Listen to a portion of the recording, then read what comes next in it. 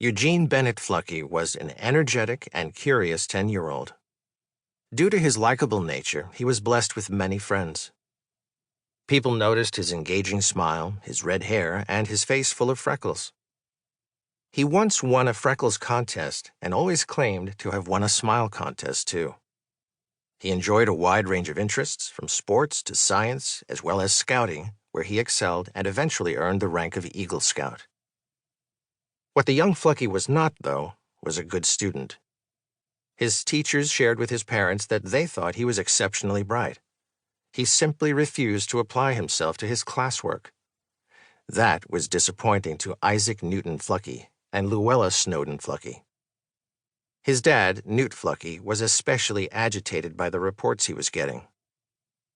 He and his wife believed strongly in education and pushed learning and academic achievement to their 4 children, Jim, Ken, Eugene, and Lucy.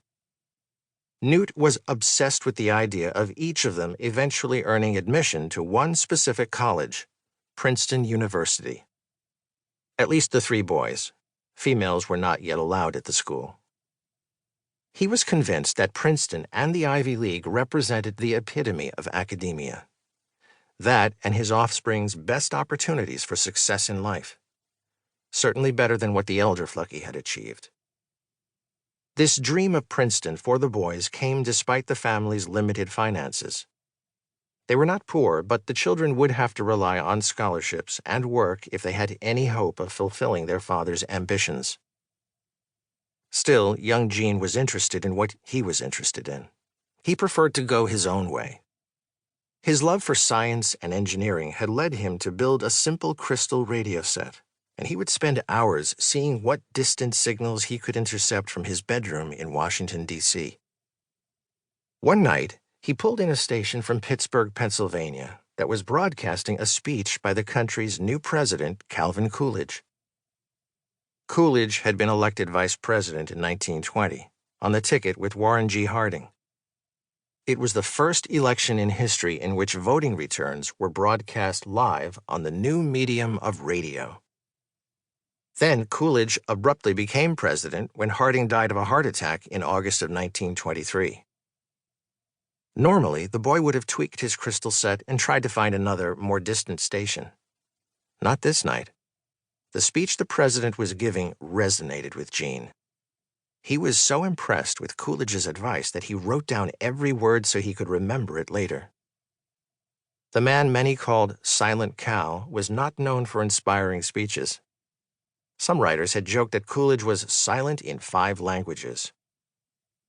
Another, describing the new president's dour demeanor, said he appeared to have been weaned on a pickle. However, Coolidge's speech that evening spoke volumes to a red-headed kid named Eugene Fluckey. The words that would guide the boy for the rest of his life were, "Nothing in the world can take the place of persistence. Talent will not.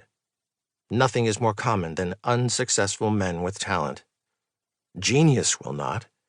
Unrewarded genius is almost a proverb. Education will not. The world is full of educated derelicts. Persistence and determination alone are omnipotent. The slogan 'Press On' has solved and always will solve the problems of the human race." Gene was so inspired by those words that he promptly named his new puppy Calvin Coolidge.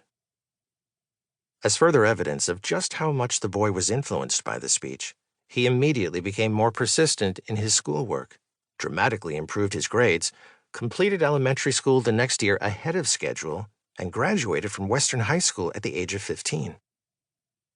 Fluckey was born in Washington, D.C. on October 5, 1913, the third of the 4 children. His parents had moved to the nation's capital from Illinois so his father could work as a paralegal at the Justice Department. Newt Fluckey soon enrolled in law school and would eventually become a lawyer in that office. But despite his excellent effort and sheer volume of work cleared, he seemed to never earn a promotion.